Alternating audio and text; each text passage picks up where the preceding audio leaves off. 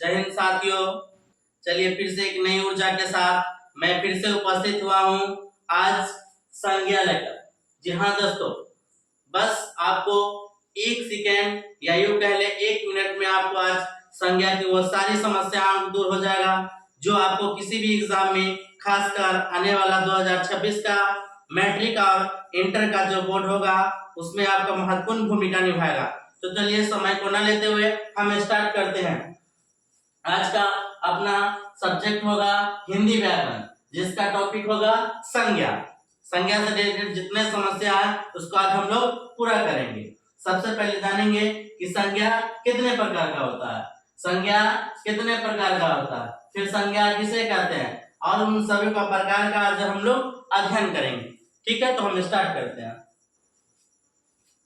सबसे पहले जानेंगे संज्ञा किसे कहते हैं। सबसे पहले जानेंगे संज्ञा किसे कहते हैं। तो कहता है कि किसी वस्तु, स्थान, व्यक्ति, जानवर या भाव के नाम को संज्ञा कहते हैं। हाँ, संज्ञा किसे कहते हैं?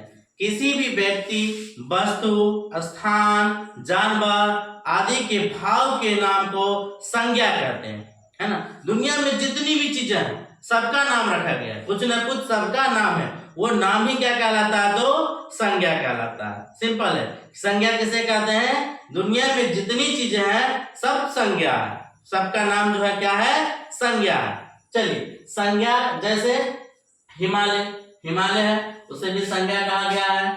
श्याम किसी का नाम है उसे भी संज्ञा कहा गया है। पुस्तक किसी बुक है, किताब है, उसका भी उसे भी संज्ञा कहा गया है। ठंडक इत्यादि ये सभी संज्ञा है।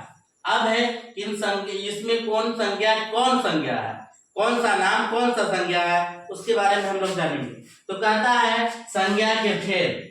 सबसे पहले हम लोग जानेंगे संज्ञा के भेद। तो संज्ञा के कितने भेद होते हैं? तो संज्ञा के 5 भेद होते हैं। संज्ञा के 5 भेद होते हैं। कौन कौन?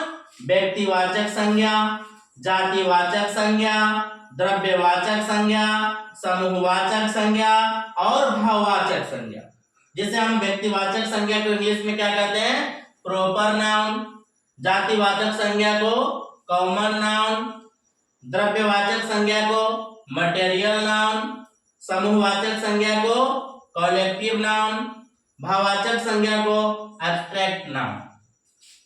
उसके बाद हम जानेंगे कि व्यक्तिवाचक संज्ञा किसे कहते हैं। व्यक्तिवाचक संज्ञा किसे कहते हैं?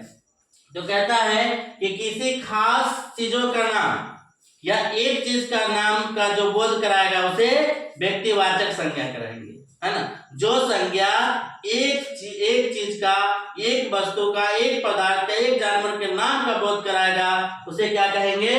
प्रॉपर नाउन कहेंगे, व्यक्तिवाचक संज्ञा कहेंगे। जैसे हिमालय, है ना। हिमालय, हिमालय क्या है? किसी खास पहाड़ का नाम है हिमालय। ये क्या हो जाएगा? प्रॉपर नाउन हो जाएगा, व्यक्तिवाचक संज्ञा हो जाएगा। गंगा, गंगा क्या है? किसी खास नदी का नाम है, तो खास नदी का नाम होगा, खास नाम होगा, उसे व्यक्तिवाचक संज्ञा कहेंगे। राम किसी खास व्यक्ति का नाम है तो व्यक्तिवाचक संज्ञा। पटना किसी खास शहर का नाम है तो क्या हो जाएगा? व्यक्तिवाचक संज्ञा। फिर जानेंगे जातिवाचक संज्ञा क्या होता है।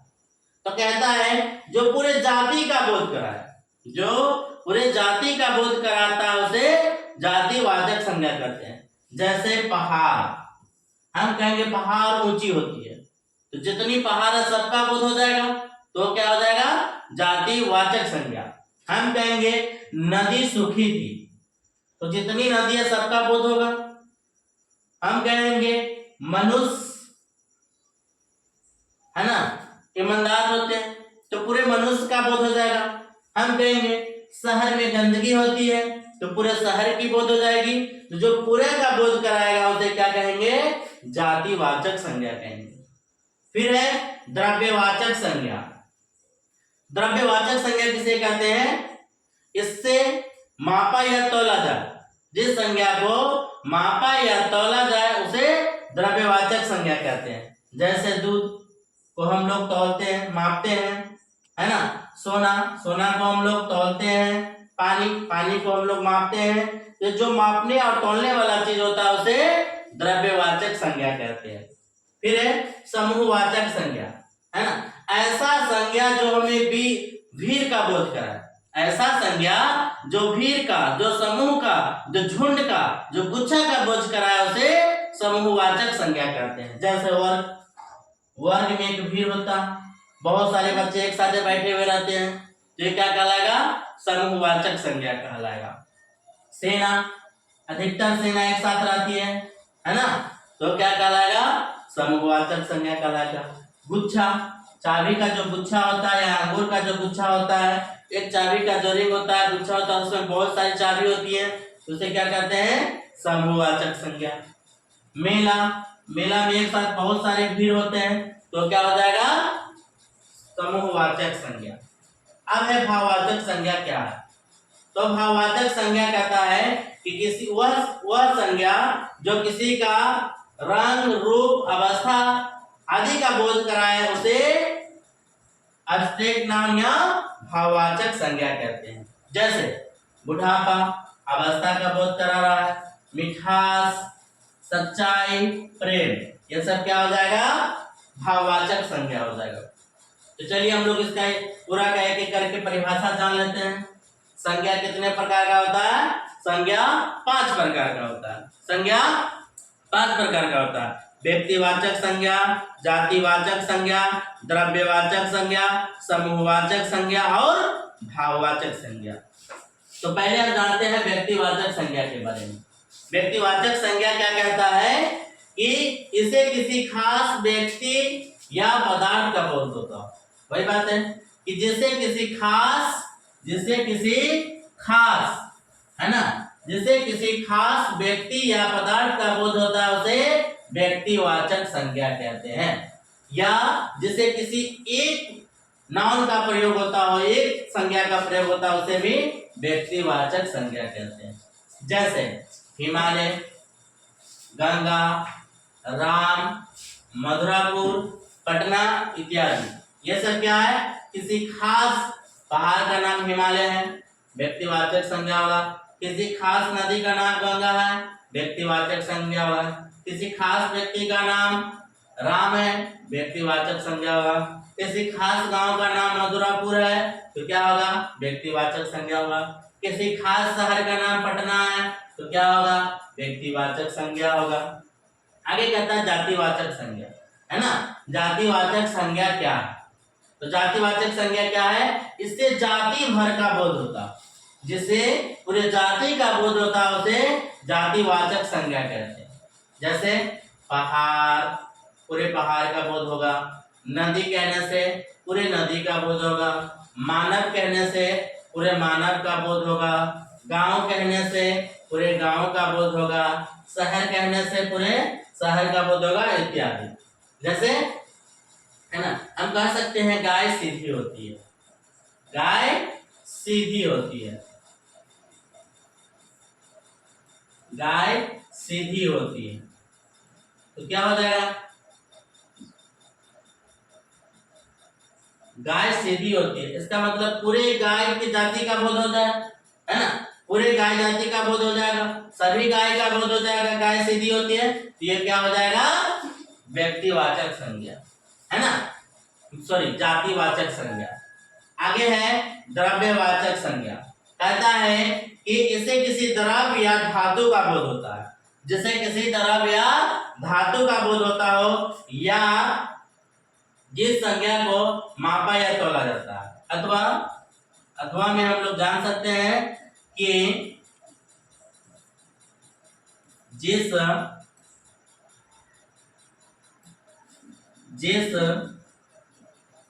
संज्ञा को मापा या तौला जाता है उसे द्रव्यवाचक संज्ञा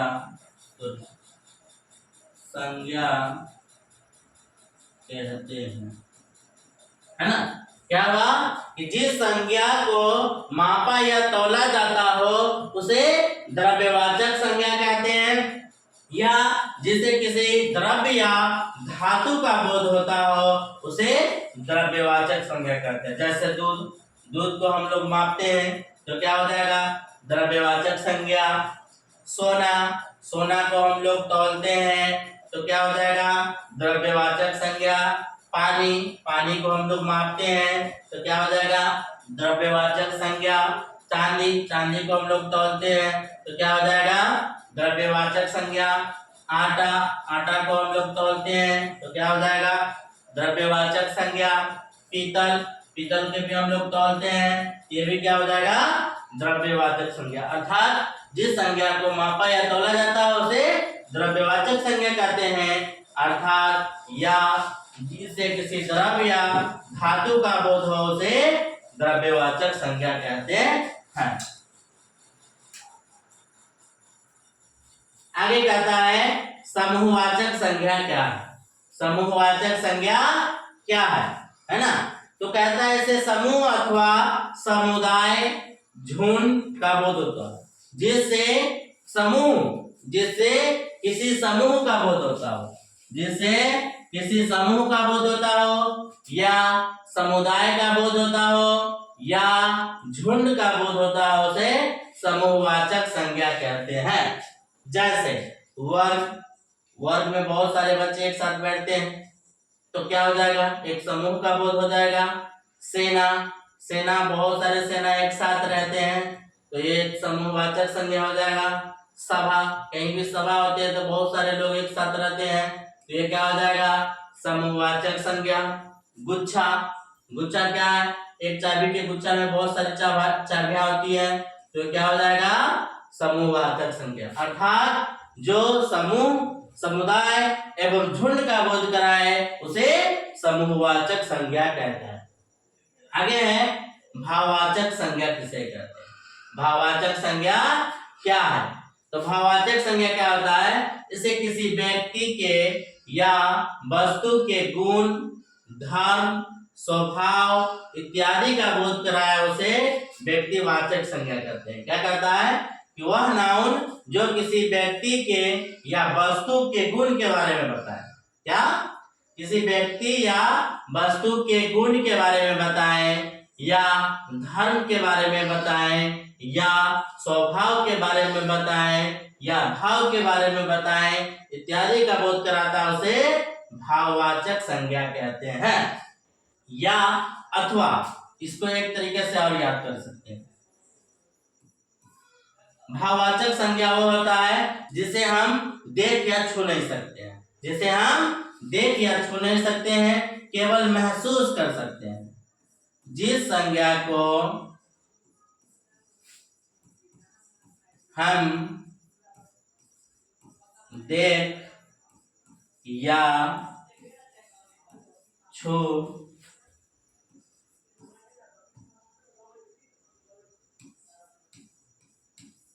नहीं सकते, जिस संज्ञा को हम देख या छू नहीं सकते, केवल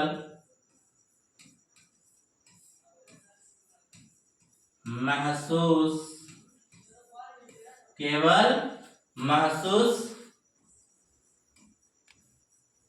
करते हैं उसे भाववाचक संज्ञा कहते हैं। भाववाचक संज्ञा कहते हैं, है ना। वह संज्ञा जिसे हम देख या छू नहीं सकते, केवल महसूस करते हैं उसे भाववाचक संज्ञा कहते हैं। या वह संज्ञा जो किसी व्यक्ति, वस्तु के गुण, धर्म, स्वभाव आदि का बोध कराए उसे भाववाचक संज्ञा कहते हैं। जैसे काली, है ना, काली गाय, तो किसी का रंग गुण में आ जाएगा, गुण में क्या हो जाएगा, गुण में आ जाएगा रंग, रूप, अवस्था, है ना, इत्यादि का जो बोध कराता है उसे गुण में आ जाता है ना। तो गुण है, काली है वो, तो क्या हो जाएगा भाववाचक संज्ञा। मोटा लड़का है ना, तो ये क्या हो जाएगा अवस्था में आ जाएगा। लंबाई है ना, किसी का लंबाई है तो वो क्या हो जाएगा भाववाचक संज्ञा। सुंदरता, सुंदरता को हम लोग देख सकते हैं, छू सकते हैं नहीं, केवल महसूस कर सकते हैं, है ना। सुंदरता है उसके अंदर, सुंदर नहीं, सुंदर से सुंदरता, तो सुंदरता क्या हो जाएगा किसी के अंदर होता है सुंदरता। सुंदर ऊपर से ऐसे कह देते हैं कि सुंदर है, कोई लड़का सुंदर है तो उसे हम देख सकते हैं, लेकिन यहाँ सुंदर नहीं, सुंदरता, उसके अंदर जो क्वालिटी है, उसके अंदर वो जो गुण है उसको कहते हैं सुंदरता। तो सुंदरता को हम लोग देख नहीं सकते, केवल महसूस कर सकते हैं। हवा, हवा को भी हम लोग नहीं देख सकते हैं, केवल महसूस कर सकते हैं, है ना। या ईमानदारी, ईमानदारी को भी हम लोग देख नहीं सकते हैं। कोई व्यक्ति अगर ईमानदारी करता है तो उसके रंग रूप से हमें पता चलता है कि ईमानदार व्यक्ति है, केवल हम महसूस करके बताते हैं कि यह ईमानदार व्यक्ति है, तो क्या हो जाएगा भाववाचक संज्ञा हो जाएगा।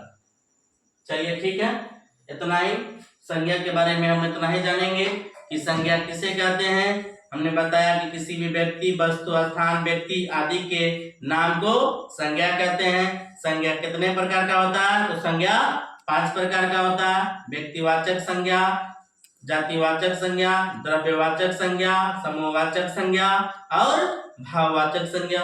हमने पांचों का परिभाषा जाना। फिर अगले नेक्स्ट वीडियो में हम इसका महत्वपूर्ण और वस्तुनिष्ठ प्रश्न लेकर आएंगे जो बिहार बोर्ड में महत्वपूर्ण भूमिका निभाएगा। जय हिंद, जय भारत।